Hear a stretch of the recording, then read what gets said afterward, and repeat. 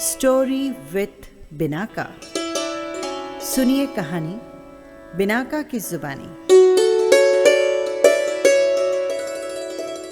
हाजिर है मुंशी प्रेमचंद की कहानी स्वर्ग की देवी।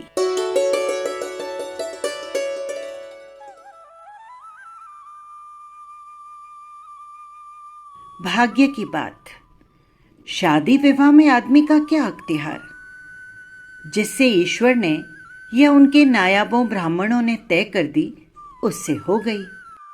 बाबू भारत दास ने लीला के लिए सुयोग्य वर खोजने में कोई कमी नहीं रखी, लेकिन जैसा घर वर वे चाहते थे वैसा न पा सके।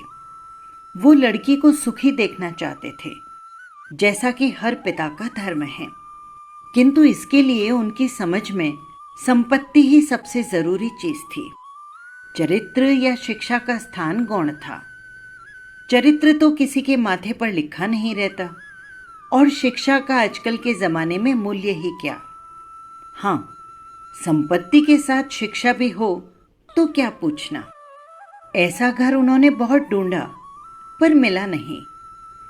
ऐसे घर हैं ही कितने जहां दोनों पदार्थ मिल सके। दो चार मिले भी तो अपनी बिरादरी के न थे। बिरादरी भी मिली तो जायजा न मिला, जायजा भी मिला तो शर्तें तय न हो सकी। इस तरह मजबूर होकर भारत दास को लीला का विवाह लाला संत सरण के लड़के सीता सरन से करना पड़ा।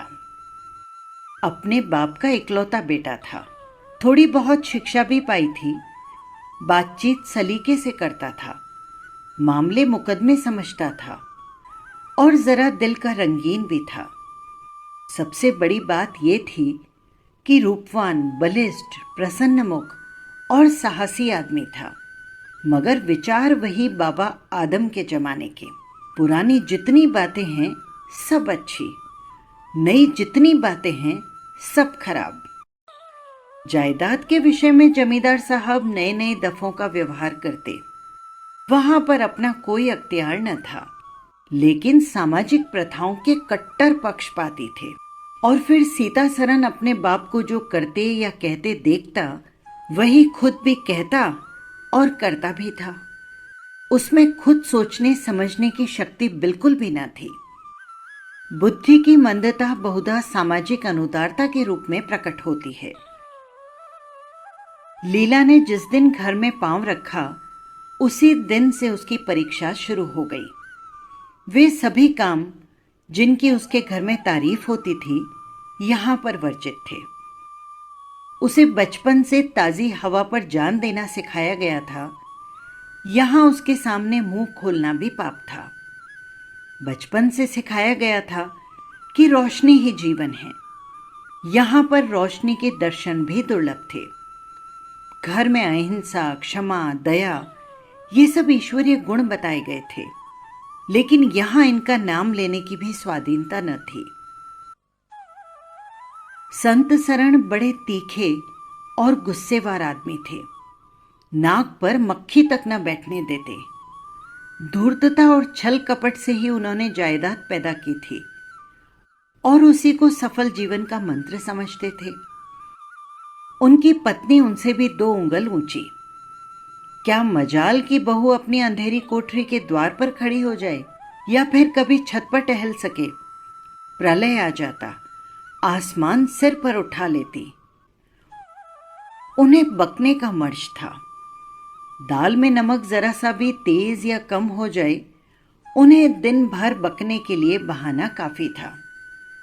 मोटी ताजी महिला थी, छींट का घेरदार लहंगा पहने, पानदान बगल में रखे, गहनों से लदी हुई, सारे दिन बरोठे में माचे पर बैठी रहती।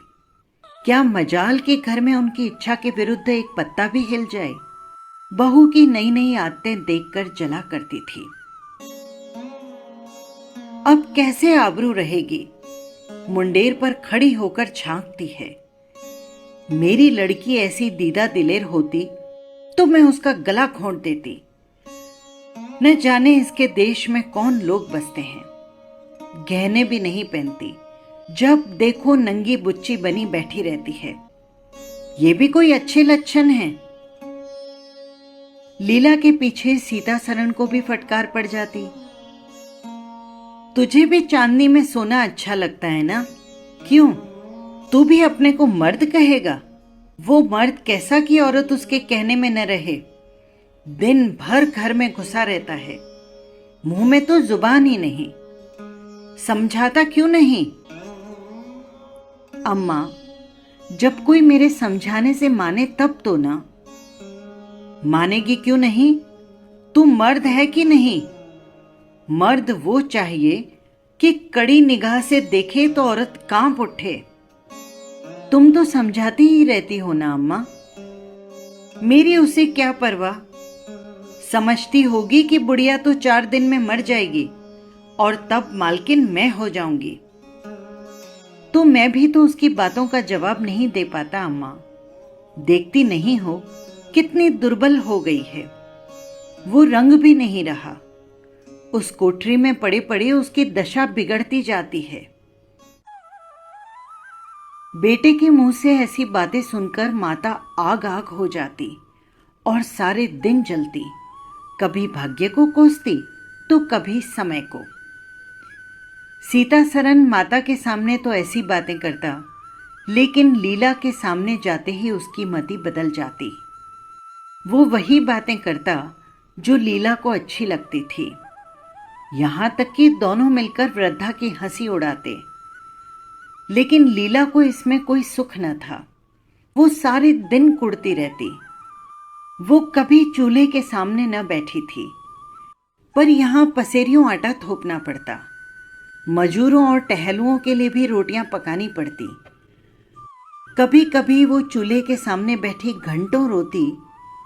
बात ये न थी कि ये लोग घर में महाराज या रसोइया न रख सकते हों। घर की पुरानी प्रथा यही थी कि बहू खाना पकाए और उस प्रथा को निभाना जरूरी था। सीता सरन को देखकर लीला का संतप्त हृदय एक क्षण के लिए शांत हो जाता था।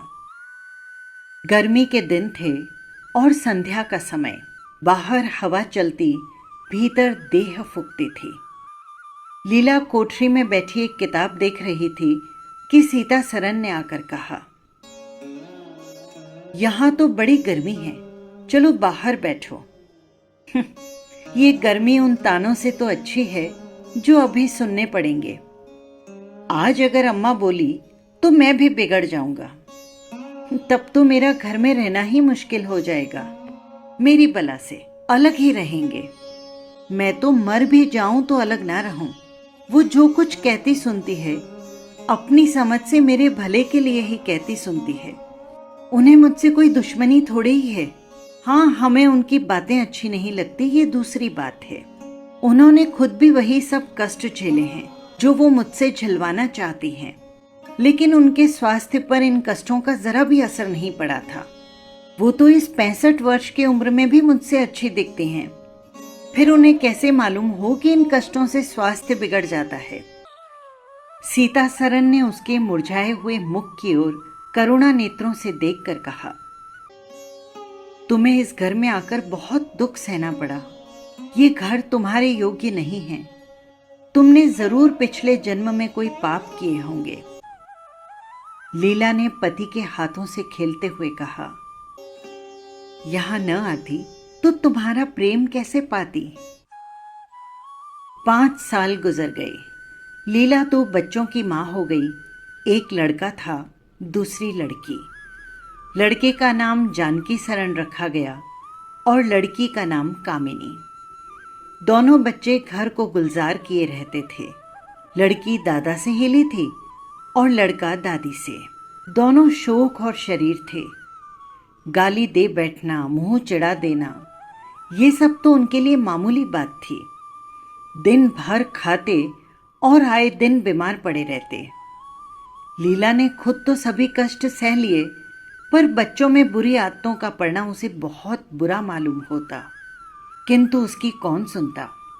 बच्चों की माता होकर उसकी अब गणना ही न रही थी। जो कुछ थे बच्चे थे, वो कुछ न थी। उसे किसी बच्चे को डांटने का भी अधिकार न था। सांस फाड़ कर खा जाती। सबसे बड़ी आपत्ति ये थी कि उसका स्वास्थ्य भी अब खराब हो गया था।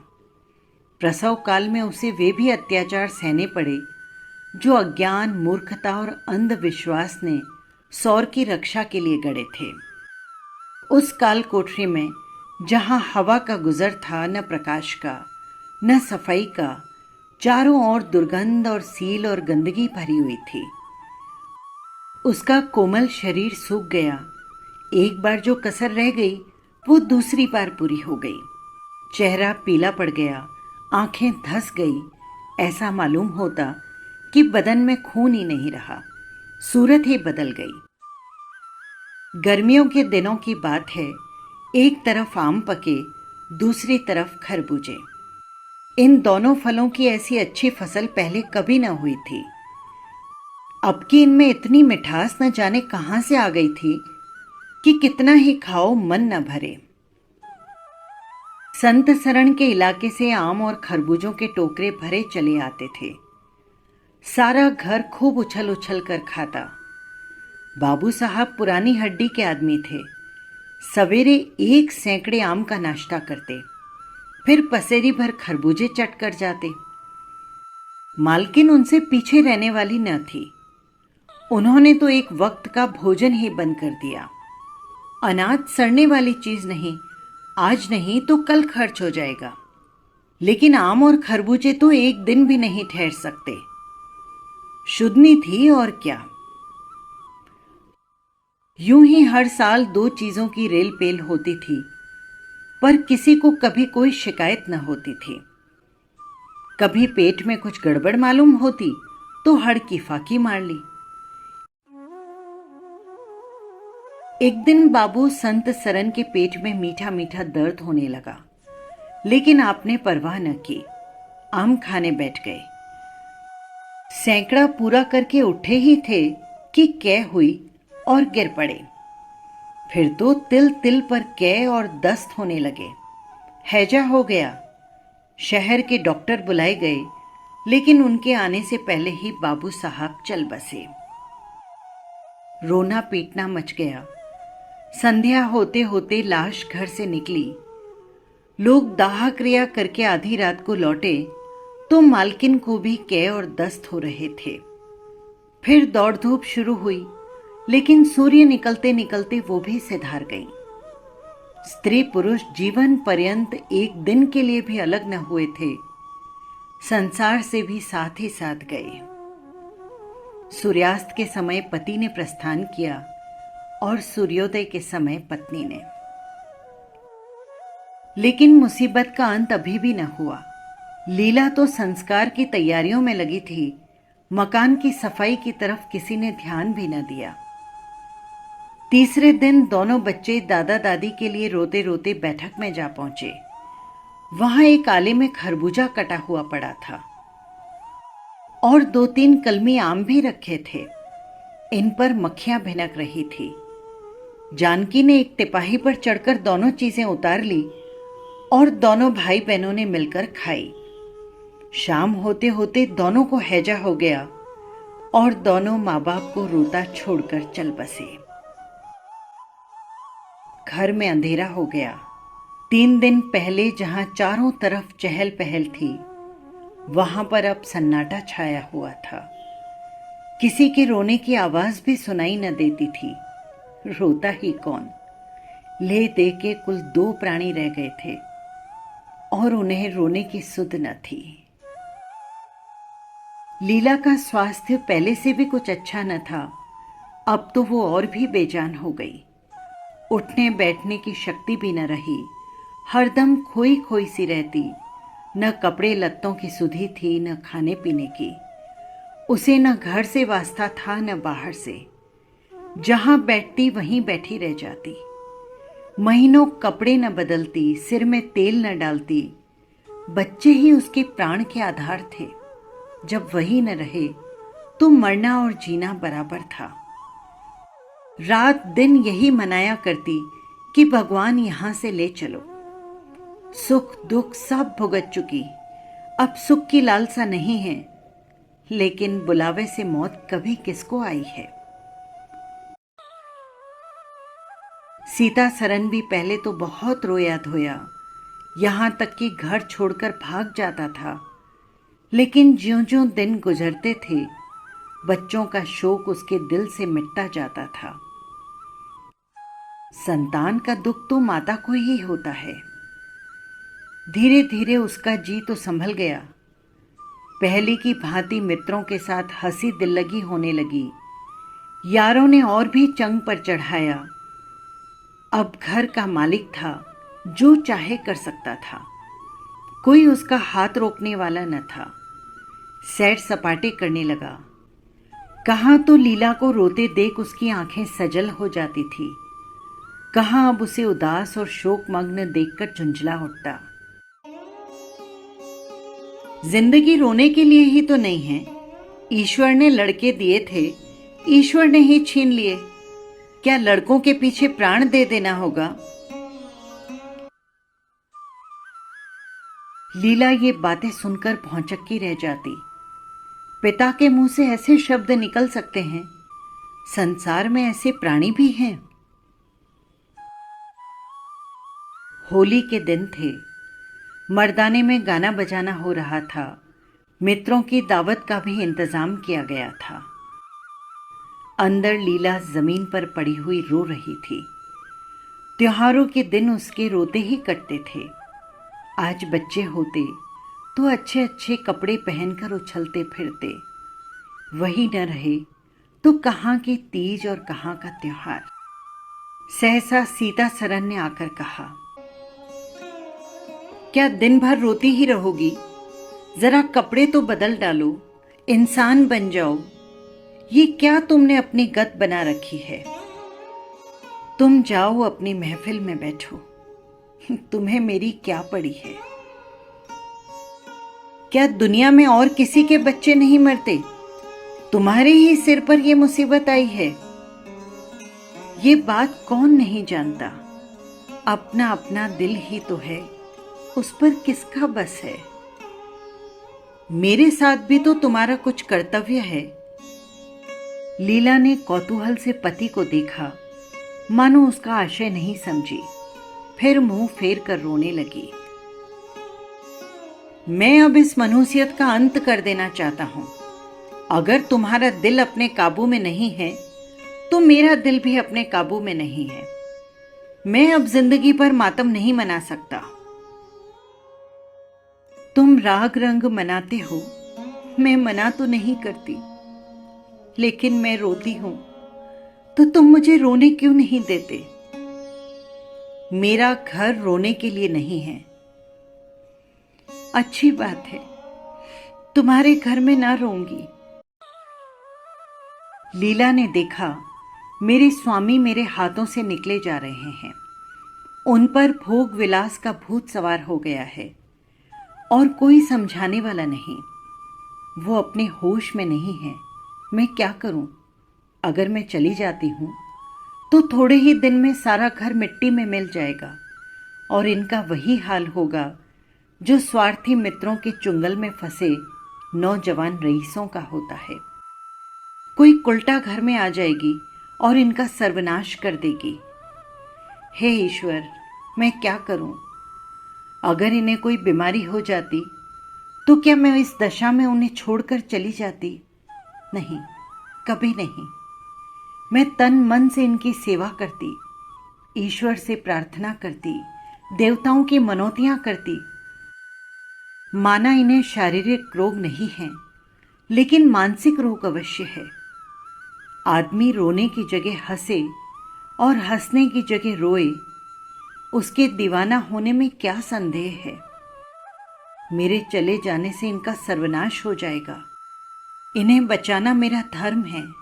हाँ, मुझे अपना शोक भूलना होगा। रोऊंगी, रोना तो तकदीर में लिखा ही है। रोऊंगी, लेकिन हंस हंस कर। अपने भाग्य से लड़ूंगी। जो जाते रहे उनके नाम को रोने के सिवा और कर ही क्या सकती हूँ? लेकिन जो है उसे न जाने दूंगी। ऐ टूटे हृदय, आ, आज तेरे टुकड़ों को जमा करके एक समाधि बनाऊं और अपने शोक को उसके हवाले कर दूं। ओ रोने वाली आंखें, आओ मेरे आंसुओं को अपनी विहंसित छटा में छिपा लो। आओ मेरे आभूषणों, मैंने बहुत दिनों तक तुम्हारा अपमान किया है, मेरे अपराध क्षमा करो। तुम मेरे भले दिनों के साथी हो, तुमने मेरे साथ बहुत विहार किए हैं। अब इस संकट में मेरा साथ दो, मगर दगा न करना, मेरे भेदों को छिपाए रखना। लीला सारी रात बैठी अपने मन से यही बातें करती रही। उधर मर्दाने में धमा चौकड़ी मची हुई थी। सीता सरन नशे में चूर कभी गाता, कभी तालियां बजाता। उसके मित्र लोग भी उसी रंग में रंगे हुए थे। मालूम होता था इनके लिए भोग विलास के सिवा और कोई काम नहीं। पिछले प्रहर को महफिल में सन्नाटा हो गया। हाहू की आवाजें बंद हो गई। लीला ने सोचा, क्या लोग कहीं चले गए या सो गए? एकाएक सन्नाटा क्यों छा गया? जाकर दहलीज में खड़ी हो गई और बैठक में झांक कर देखा। सारी देह में एक ज्वाला सी दौड़ गई। मित्र लोग विदा हो गए थे। समाजियों का पता न था। केवल एक रमणी मनसत पर लेटी हुई थी और सीता सरन उसके सामने झुका हुआ उससे बहुत धीरे धीरे बातें कर रहा था। दोनों के चेहरों और आंखों से उनके मन के भाव साफ झलक रहे थे। एक की आंखों में अनुराग था, दूसरे की आंखों में कटाक्ष। एक भोला भाला हृदय एक मायाविनी रमणी के हाथों लुटा जाता था। लीला की संपत्ति को उसकी आंखों के सामने एक छलीनी चुराए लिए जाती थी। लीला को ऐसा क्रोध आया कि इसी वक्त चलकर इस कुल्टा को आड़े हाथों ले लूं, ऐसे दुत्कारूं कि वो भी याद करे, खड़े खड़े निकाल दूं। वो पत्नी भाव जो बहुत दिनों से सो रहा था, वो जाग उठा और उसे विकल करने लगा, पर उसने उसे जब्त किया। वेग से दौड़ती हुई तृष्णाएं अकस्मात नहीं रोकी जा सकती। वो उल्टे पांव भीतर लौट आई और मन को शांत करके सोचने लगी। वो रूप रंग में, हाव भाव में, नखरे तिल्ले में उस दुष्टा की बराबरी नहीं कर सकती। बिल्कुल चांद का टुकड़ा है। अंग अंग में स्फूर्ति भरी है। पोर पोर में मद झलक रहा है। उसकी आंखों में कितनी तृष्णा है। तृष्णा नहीं बल्कि ज्वाला है, ज्वाला। लीला उसी वक्त आईने के सामने गई। आज कई महीनों के बाद उसने आईने में अपनी सूरत देखी। उसके मुंह से आह निकल गई। शोक ने उसकी काया पलट कर दी थी। उस रमणी के सामने वो ऐसे लगती थी जैसे गुलाब के सामने जूही का फूल। सीता सरन का खुमार शाम को टूटा। आंखें खुली तो सामने लीला को खड़े मुस्कुराते देखा। उसकी अनोखी छवि आंखों में समा गई। ऐसे खुश हुए मानो बहुत दिनों के वियोग के बाद उससे भेंट हुई हो। उसे क्या मालूम था कि ये रूप भरने के लिए लीला ने कितने आंसू बहाए हैं। केशों में ये फूल गूंथने से पहले आंखों से कितने मोती पिरोए हैं। उन्होंने एक नवीन प्रेमोत्साह से उठकर उसे गले लगा लिया और मुस्कुरा कर बोले, आज तो तुमने बड़े बड़े शस्त्र सजा रखे हैं, मैं कहां भागूं? लीला ने अपने हृदय की ओर उंगली दिखाकर कहा, यहां आकर बैठो। बहुत भागे भागे फिरते हो, अब तुम्हें बांध कर रखूंगी। बाग की बाहर का आनंद तो उठा चुके, अब इस अंधेरी कोठरी को भी देख लो। सीता सरन ने लज्जित होकर कहा, इसे अंधेरी कोठरी मत कहो लीला, ये प्रेम का मानसरोवर है। इतने में बाहर से किसी मित्र के आने की खबर आई। सीता सरन चलने लगे तो लीला ने उनका हाथ पकड़कर कहा, मैं न जाने दूंगी, अभी आता हूं। मुझे डर लगता है, कहीं तुम चले न जाओ। सीता सरन बाहर आई तो मित्र महाशय बोले, क्या भाई, आज दिन भर सोते ही रहे क्या? बड़े खुश नजर आते हो। इस वक्त तो वहां चलने की बात थी ना, वो तुम्हारी राह देख रही हैं।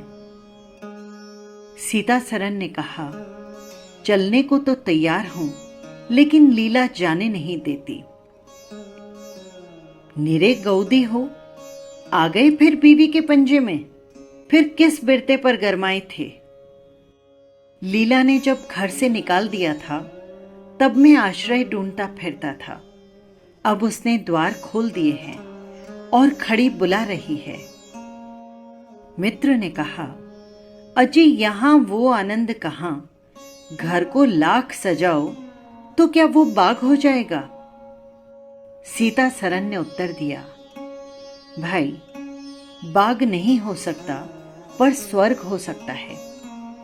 मुझे इस वक्त अपनी क्षुद्रता पर जितनी लज्जा आ रही है वो मैं ही जानता हूं। जिस संतान शोक से उसने अपने शरीर को घुला डाला और अपने रूप लावण्य को मिटा दिया, उसी शोक को केवल मेरा एक इशारा पाकर उसने भुला दिया।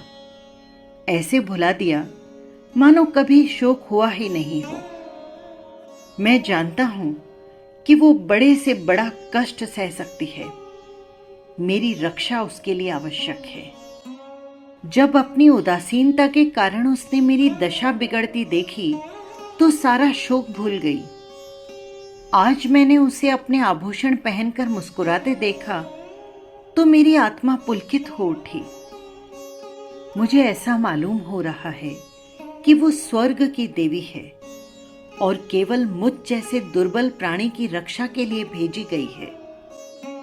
मैंने उसे जो कठोर शब्द कहे वे अगर अपनी सारी संपत्ति बेचकर भी मिल सकते तो लौटा लेता। लीला वास्तव में स्वर्ग की देवी है।